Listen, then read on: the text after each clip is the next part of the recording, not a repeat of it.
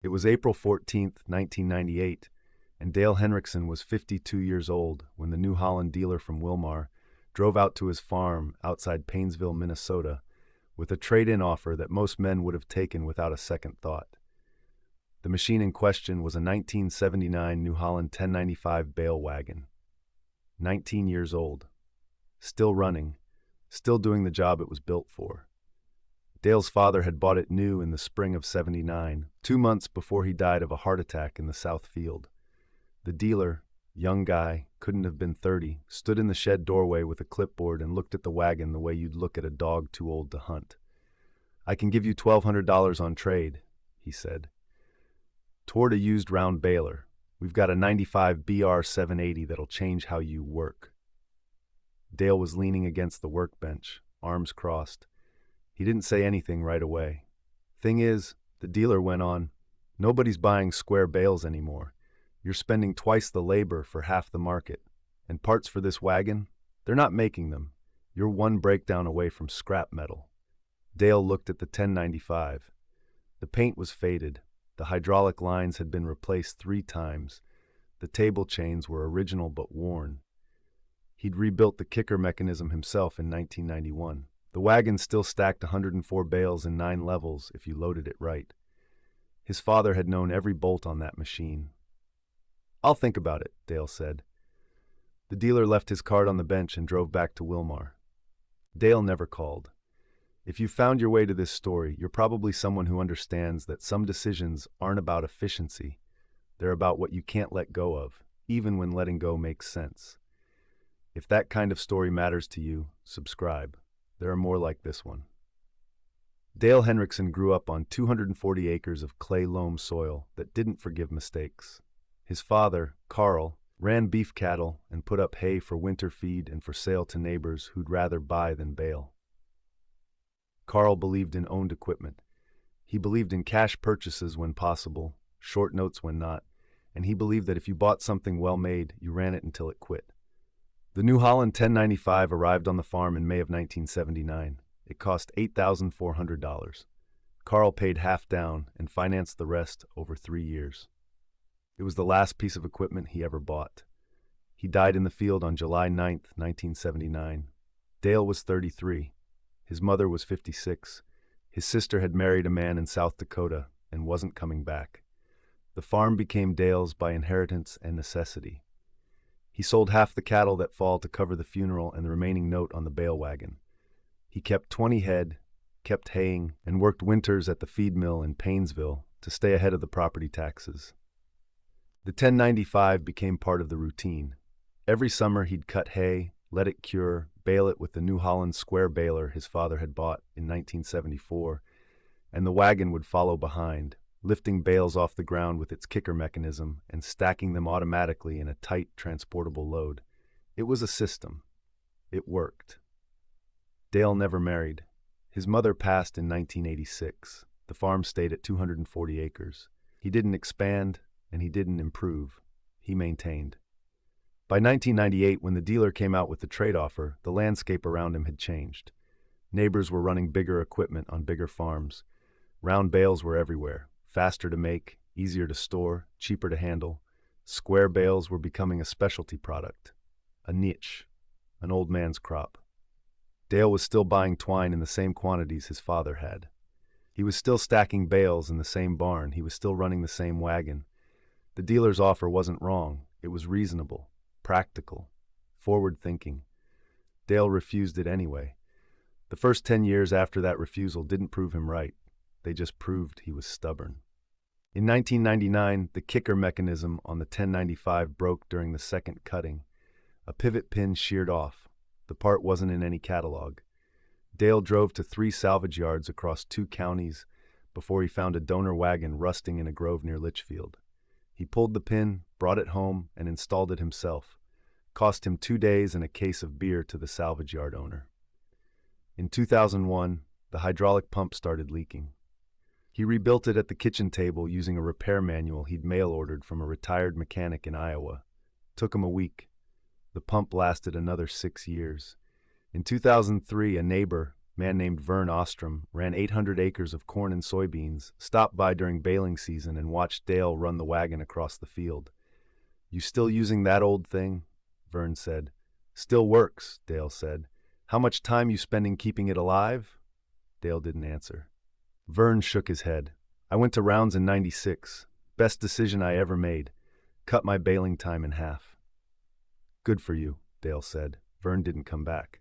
The thing about running obsolete equipment is that it isolates you. The dealers stop calling. The neighbors stop asking questions.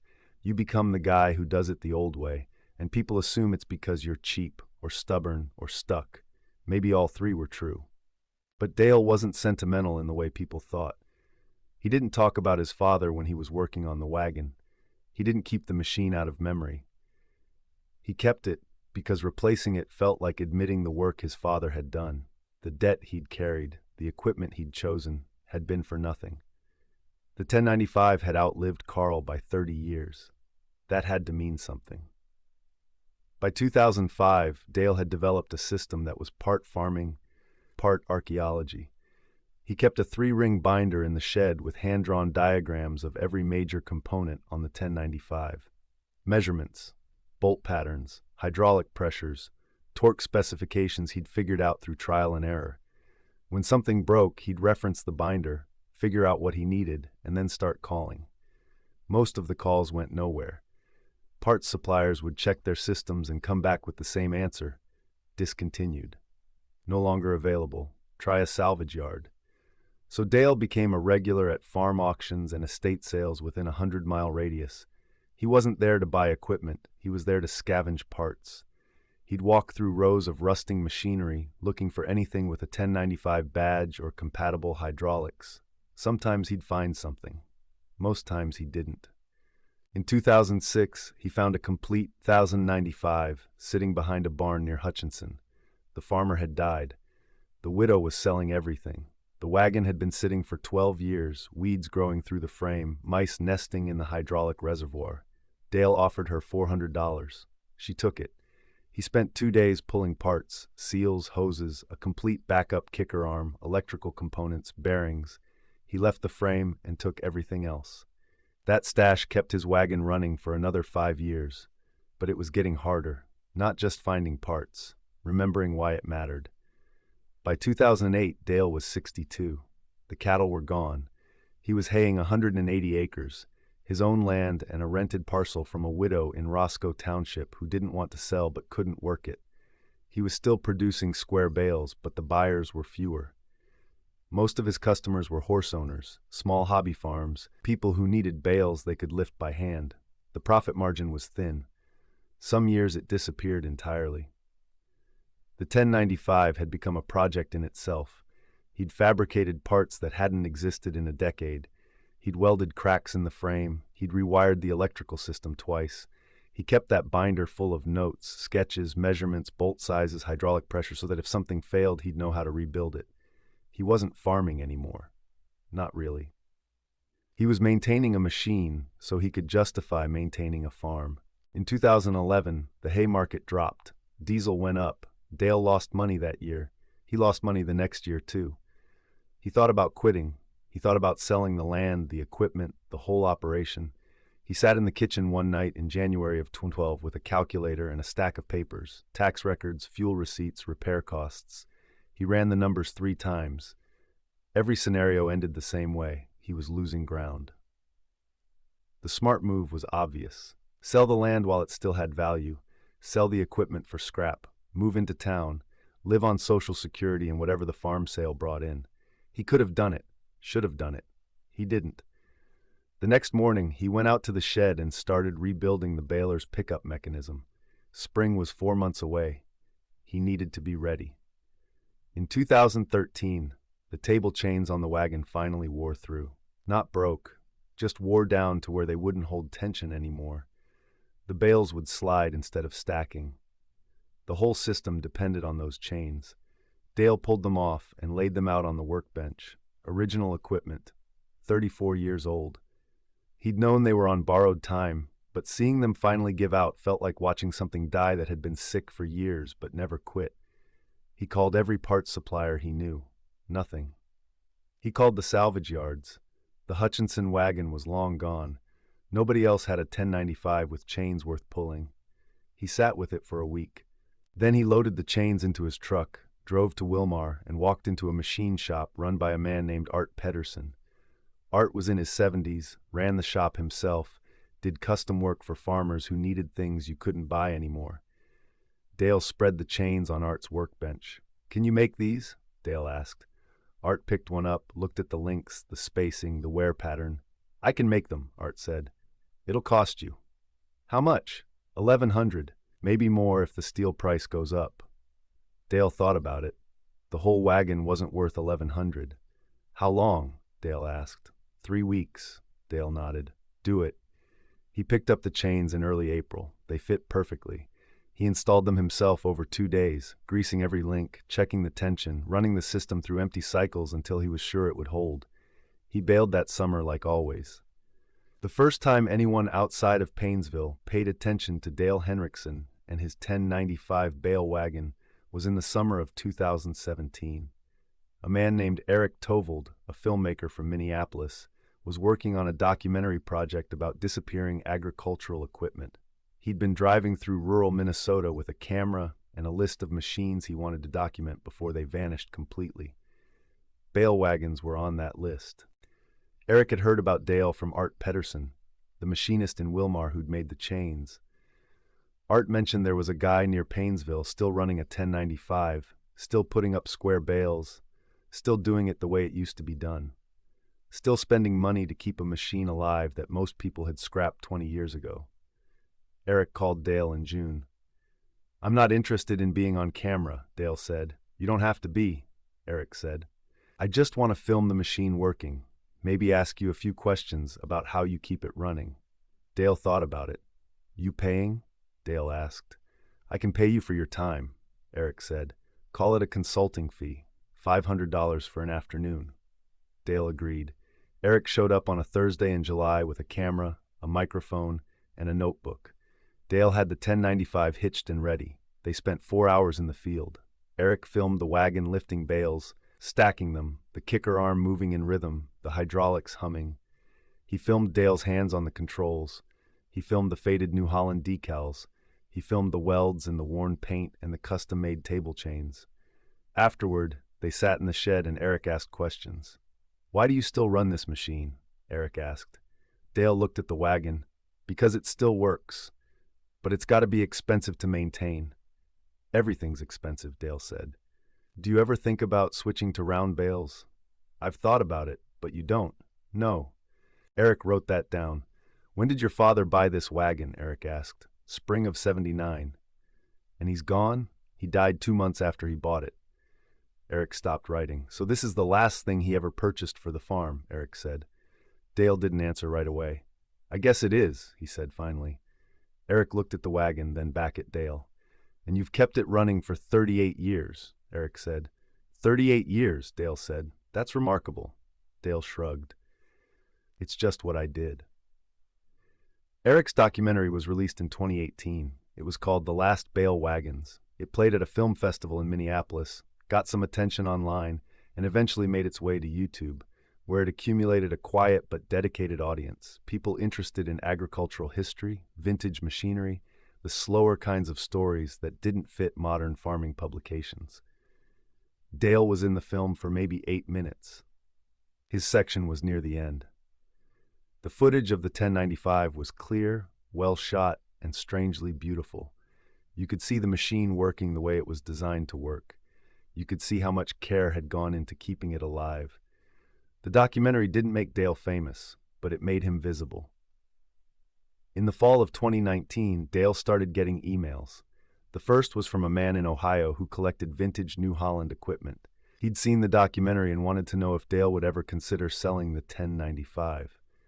Dale wrote back, "Not for sale." The second email came from a woman in Pennsylvania who ran a website dedicated to preserving bale wagon history. She asked if she could feature Dale's machine in an article. Dale said yes. The third email was from a museum in Iowa, an agricultural heritage center that displayed antique farm equipment. They asked if Dale would be willing to bring the 1095 to an exhibition in the summer of 2020. Dale thought about it for 2 weeks, then agreed. The exhibition was canceled because of COVID, but the inquiry stayed with him. More emails came. A graduate student writing a thesis on obsolete farm machinery, a journalist from a regional magazine, a podcast host who wanted to interview him about intentional anachronism in modern agriculture. Dale answered some, ignored most. But the attention did something he hadn't expected. It made him wonder if what he'd been doing, keeping that wagon alive, year after year, repair after repair, had been more than just stubbornness. Maybe it had been preservation. Accidental, unintentional preservation, but preservation nonetheless. He didn't know how to feel about that.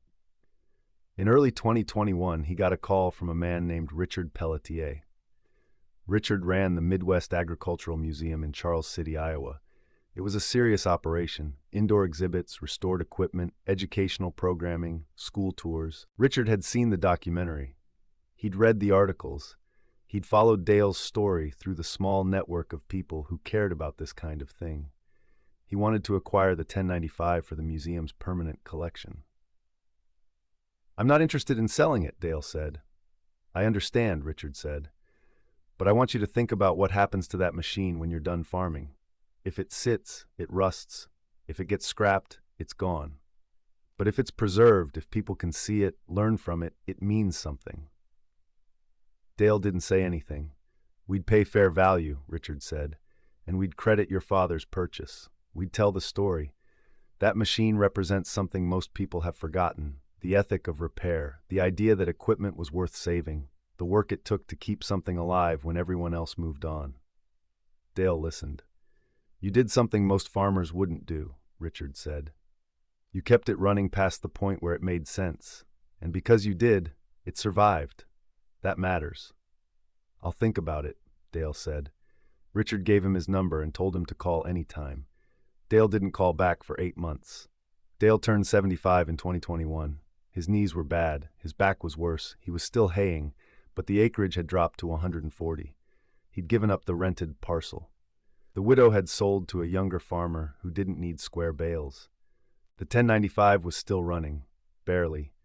The hydraulic system was patched and repatched. The kicker mechanism had been rebuilt so many times, Dale wasn't sure how much of it was original anymore.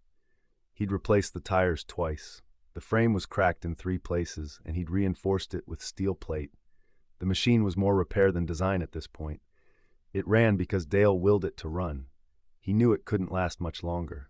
Neither could he. In the spring of 2022, he had a moment in the field that he didn't talk about to anyone, but it stayed with him. He was running the wagon behind the baler, watching the kicker arm lift bales and stack them in the familiar rhythm, and for just a second, he forgot why he was doing it. Not in a confused way, in a clear way.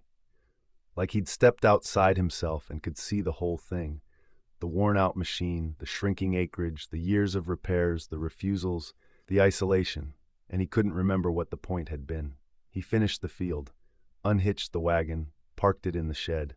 He sat in his truck for 20 minutes before he went inside. In August of 2022, during the 3rd cutting, the main drive shaft on the wagon snapped. Not bent, not worn. Snapped clean through. Dale was halfway across the field when it happened. The wagon lurched, the hydraulics screamed, and the whole system shut down.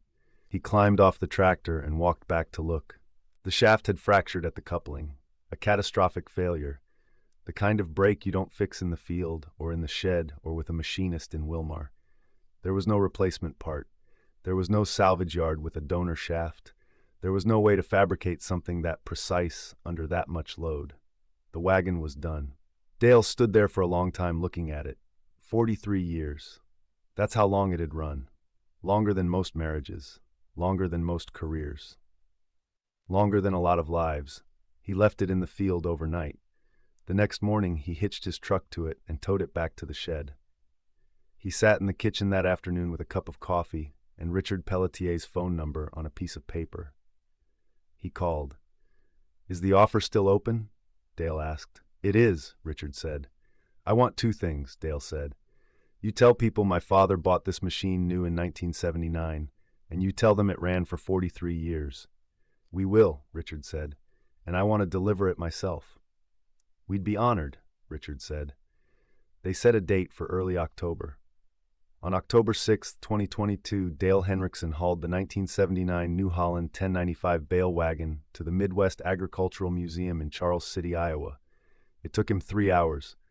Richard met him in the lot with 2 staff members and a forklift. They moved the wagon into the main exhibit hall, positioning it near a restored 1960s New Holland hay baler and a collection of hand tools from the same era. The placement was deliberate, part of a larger narrative about the evolution of haying equipment and the slow disappearance of small-scale square baling. Richard had prepared a placard. It read, New Holland 1095 bale wagon, manufactured 1979. Purchased new by Carl Henriksen, Painesville, Minnesota. Operated continuously 1979 to 2022. Donated by Dale Henriksen, son of the original owner. This machine represents the last generation of small square bale automation and the ethic of repair, persistence, and stewardship that defined family farming in the late 20th century. Kept operational through decades of part fabrication, creative problem-solving, and refusal to adopt newer methods, it stands as a testament to both the durability of New Holland engineering and the determination of the farmers who relied on it. Dale stood in front of the wagon for a long time. Richard stood beside him, quiet. You did something most people don't, Richard said finally. You kept it alive long enough for it to matter. Dale looked at the machine, the faded paint, the welded cracks, the custom chains, the kicker arm that had lifted 10,000 bales, maybe more. I just didn't want to let it go, Dale said. That's why it's here, Richard said. Dale walked around the wagon one more time. He ran his hand along the frame where he'd welded a crack in 2015. He checked the hydraulic connections out of habit, even though they'd never be pressurized again. He looked at the New Holland decal his father would have seen when he bought the machine 43 years ago. Then he walked out of the museum, got in his truck, and drove home. The documentary The Last Bale Wagons got a second wave of attention in 2023 after the museum acquisition was covered by a farming journal and a vintage equipment blog. People who'd seen the film went back and watched Dale's segment again. Some of them drove to Charles City to see the 1095 in person. The museum started getting questions. Was the machine really operational for 43 years? How did he keep finding parts? Why didn't he modernize? Richard gave the same answer every time, because he refused to. In the spring of 2023, a production company that made historical agriculture content for YouTube reached out to Dale. They wanted to do a follow-up feature, a Where Is He Now piece that would include footage of the wagon in the museum and an interview with Dale about why he'd finally let it go. Dale agreed. They filmed at his house in Painesville and at the museum. The interview was straightforward. They asked about his father, about the refusal, about the years of repairs, about the moment the drive shaft snapped. Did you ever regret not selling it back in 1998? The interviewer asked. Dale thought about it. Every year, he said. And then I'd start it up in the spring and it would run and I'd think, well, maybe one more season. 43 seasons, the interviewer said. 43 seasons, Dale said. The video was titled The Farmer Who Refused to Modernize and Accidentally Saved History. It was posted in June of 2023 and went quietly viral in the farming and rural nostalgia communities online. It got 340,000 views in the first month. The comment section was split. Some people called Dale a hero, a preservationist, a man who'd understood the value of something everyone else had thrown away. Others called him stubborn, impractical, a man who'd wasted decades on a losing proposition and only looked smart because someone happened to film him before the machine died. Both were right. Dale sold the farm in the fall of 2023. A young couple from St. Cloud bought it, first-time farmers, idealistic, planning to raise sheep and grow vegetables. They didn't want the equipment. Dale sold what he could and scrapped the rest. The New Holland square baler, the one his father bought in 1974, went to a collector in Wisconsin who restored vintage hay equipment. Dale was glad someone would keep it running. He moved into a small house in Painesville, 2 bedrooms, a garage he didn't need, a yard someone else mowed. He didn't need much space. He still gets emails, people asking about the 1095, about his father, about how he kept it running for so long. Some of them are researchers, some are collectors, some are just people who saw the video and wanted to say something. He answers most of them. One email from a man in Montana stuck with him. The man wrote, "I had the same wagon, sold it in 2002 for $800. Regretted it ever since. Thank you for not being smarter than I was." Dale read that one twice. In November of 2023, a high school agriculture class from Wilmar took a field trip to the Midwest Agricultural Museum. Their teacher had shown them the documentary. When they got to the 1095, one of the students, a girl, maybe 16, asked the guide why anyone would keep a machine running that long if it didn't make financial sense. The guide thought about it. "Sometimes," the guide said, "keeping something alive isn't about money. It's about proving it wasn't a mistake to begin with." The girl wrote that down in her notebook. Another student asked if Dale Henriksen was still alive.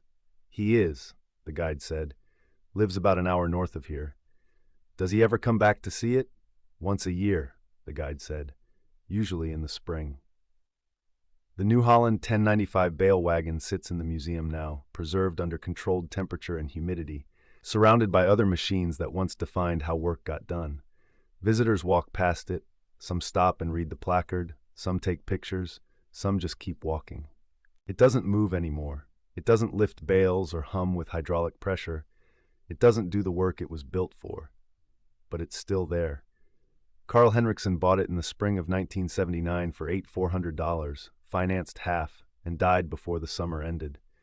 His son refused to let it go for 43 years, even when refusal stopped making sense, even when it cost more to keep than it was worth, even when everyone told him he was wrong. He wasn't preserving history, he was just holding on. But history claimed it anyway. Dale Henriksen is 78 now. He doesn't farm anymore. He doesn't maintain equipment. He doesn't bale hay or run hydraulic systems or fabricate parts in his shed. But once a year, usually in the spring, he drives down to Charles City and stands in front of the 1095. He doesn't say anything. He just looks at it. The machine his father bought. The machine he refused to sell. The machine that became something more than either of them intended, not because they were visionaries, but because they were stubborn enough to outlast the obvious choice. It wasn't sentiment that saved it. It was refusal. And refusal, it turned out, was enough.